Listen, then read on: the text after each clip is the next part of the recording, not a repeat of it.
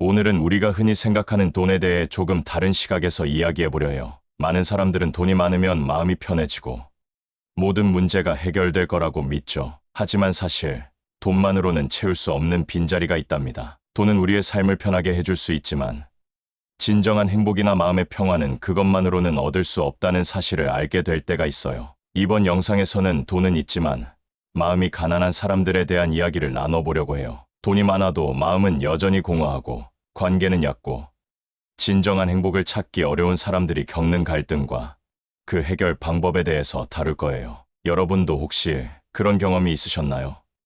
과연 우리는 돈을 넘어서서 진정으로 만족하고 행복할 수 있는 길을 어떻게 찾을 수 있을지 함께 생각해보면 좋겠어요. 오늘의 이야기에서는 돈이 많다고 해서 행복해지는 것이 아니란 진실을, 그리고 마음을 어떻게 채울 수 있을지에 대한 실용적인 방법들을 나누려고 해요. 이제 시작해볼까요? 이 영상이 여러분에게 조금이라도 도움이 되길 바랍니다. 첫째, 돈이 많으면 마음이 편할까? 많은 사람들이 돈이 많으면 모든 문제가 해결될 것이라고 생각하지만 실제로는 그렇지 않다는 걸 알고 있죠. 돈이 많아져도 마음이 편해지지 않는 경우가 많거든요. 예를 들어 돈이 많아지면서 집이 커지고 차도 더 비싸지고 주위에서 좋은 대우를 받지만 정작 가족이나 친구들과의 관계는 소원해지고 외로움이 더 깊어지는 경우가 있어요. 더 이상 부족함이 없을 것 같지만 마음 속에는 여전히 채워지지 않는 구멍이 있는 느낌이죠. 또 일을 해서 돈을 벌고 있지만 그 돈이 나에게 진짜 의미가 있는지 점점 의문이 드는 순간이 와요. 그런 느낌을 갖게 될 때는 우리가 진정으로 원하는 것이 무엇인지 다시 한번 돌아보는 시간이 필요합니다. 돈은 편안함을 줄 수 있지만 진정한 마음의 편안함을 주는 건 관계와 경험, 그리고 나만의 의미를 찾는 일이거든요. 둘째,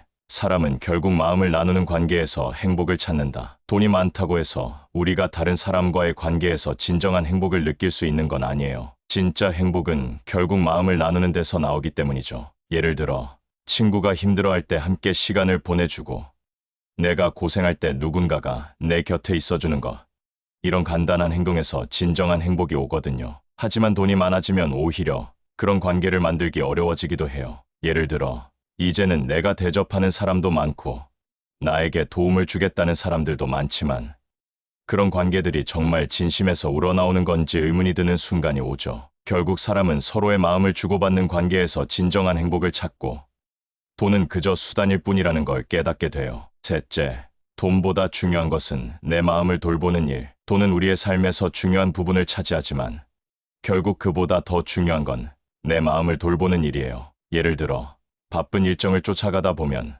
스스로의 마음을 돌보는 것을 잊고 살아가게 되죠. 직장에서 승진하고 돈을 벌면서도 정작 나 자신에게 여유를 주지 못하고 나의 마음이 점점 고립되어 가는 걸 느끼기도 해요. 그런 삶에서 결국 중요한 건 내가 얼마나 행복한지, 내가 얼마나 나 자신을 이해하고 돌보고 있는지예요. 마음의 여유를 찾으려면 가끔은 속도보다 여유를 가지는 것도 필요해요. 그럴 때 내 삶의 진정한 의미가 채워지고 진짜 행복도 찾아오게 돼요. 넷째, 마음이 비어있을 때 돈으로 채우려 하지 말자. 돈이 많아지면 일시적으로 내 마음을 채울 수 있을 거라고 생각할 수 있지만 그건 사실 지속적인 해결책이 아니에요. 예를 들어 외로운 마음을 돈으로 채워보려 해도 결국 그 빈자리는 채워지지 않아요. 내가 외로워서 비싼 물건을 사고 화려한 여행을 가도 그 순간의 즐거움은 잠깐일 뿐이고 그 후엔 또 다른 공허함이 찾아오죠. 마음은 돈으로 채울 수 없는 부분이에요. 오히려 마음을 채울 수 있는 건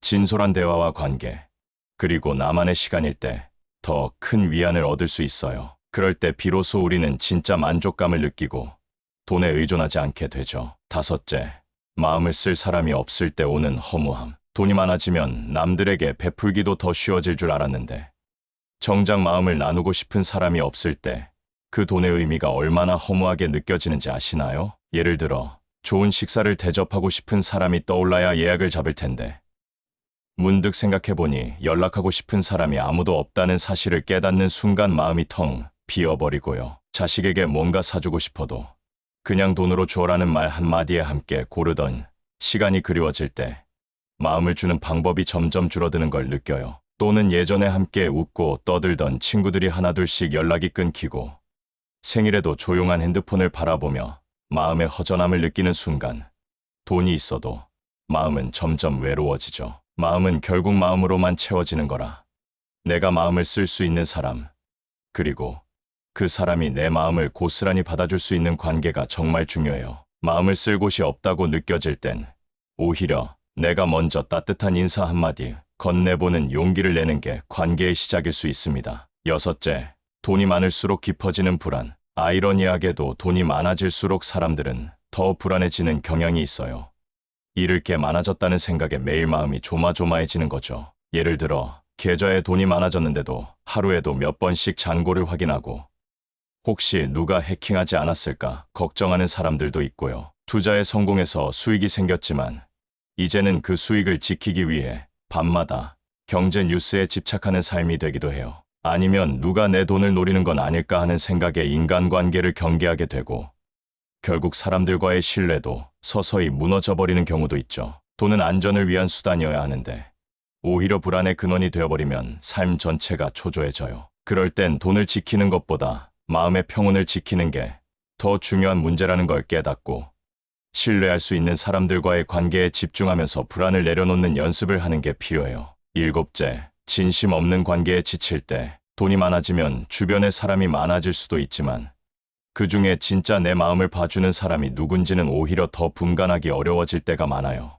예를 들어 내가 낸 식사 자리에 항상 참석하지만 정작 내가 아플 땐 연락 한 통 없는 사람들이 있으면 그 관계가 진짜였는지 의심이 들고요. 선물이나 도움을 줄 땐 고마워하지만 그걸 받지 못하는 날엔 갑자기 거리두기를 하는 사람을 보면 마음이 확 식어버려요. 또는 나보다 내 위치나 명예에 관심 있는 사람들과의 대화는 겉돌기만 하고 대화가 끝난 뒤에도 외로움이 더 짙어지곤 하죠. 그럴 땐 사람을 대할 때 내가 아니라 내 돈을 보고 있는 건 아닐까라는 생각이 들기도 해요. 그래서 진심 있는 관계를 원한다면 돈이 아닌 마음으로 먼저 다가가고 진솔한 이야기를 나눌 수 있는 관계를 천천히 만들어가는 게 가장 필요해요. 여덟째, 삶의 의미가 사라질 때 돈이 많아도 삶에서 재미나 의미를 느끼지 못한다면 그건 마음이 가난하다는 증거일 수 있어요. 예를 들어 은퇴 후 시간은 많고 경제적으로도 여유로운데 하루하루가 지루하고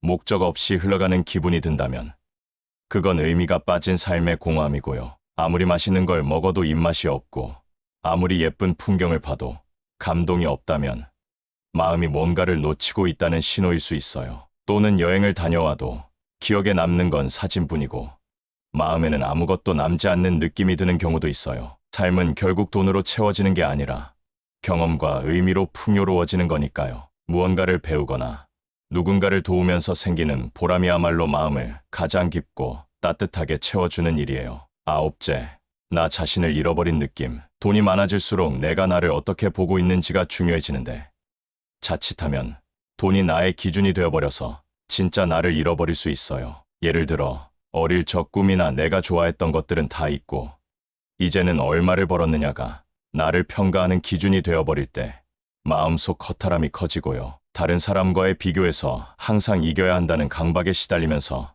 내 삶을 즐기지 못하게 되면 마음의 피로감이 쌓여요. 또는 무언가에 성공했음에도 이게 정말 내가 원하는 삶이었을까라는 의문이 머리에서 떠나지 않는다면 그건 내 안에 나를 놓친 상태예요. 이럴 땐 멈춰서 돈이 아닌 나 자신의 가치와 내가 좋아하는 것을 다시 들여다보는 시간이 정말 중요해요. 나를 아끼고 내가 원하는 삶을 살겠다는 다짐이 마음을 다시 단단하게 만들어줄 거예요. 열째, 결국 사랑이 전부였다는 걸 뒤늦게 알게 될 때 살다 보면 결국 마지막에 남는 건 사랑이라는 걸 알게 되는데요. 그걸 너무 늦게 깨달으면 그때는 사랑을 줄 사람도 받을 사람도 곁에 없을 수 있어요. 예를 들어 병원 침대에 누워 삶을 돌아보며 떠오르는 얼굴이 돈과 관련된 사람이 아니라 함께 웃고 울었던 사람이라는 걸 깨닫는 순간, 또는 먼 나라에서 성공했지만 부모님 마지막 모습을 지키지 못한 걸 평생 후회하게 될 때, 그리고 아이가 자라 독립하고 난 후 그동안 함께한 시간을 더 많이 보낼 걸 그랬다는 아쉬움이 마음을 짓누를 때 진짜 중요한 게 무엇이었는지 선명해지죠. 사랑은 돈이 없어도 나눌 수 있고 돈이 많아도 놓칠 수 있는 거니까요. 지금 곁에 있는 사람들과 눈을 맞추고 오늘이라도 사랑해라는 말 한마디를 먼저 건네보세요. 그 한마디가 마음의 가난을 가장 빠르게 치유하는 방법이 될 수 있습니다. 오늘은 돈은 있지만 마음이 가난한 사람들이라는 주제로 10가지 이야기를 나눠봤어요. 돈으로는 절대 살 수 없는 정, 외로움, 진심, 의미,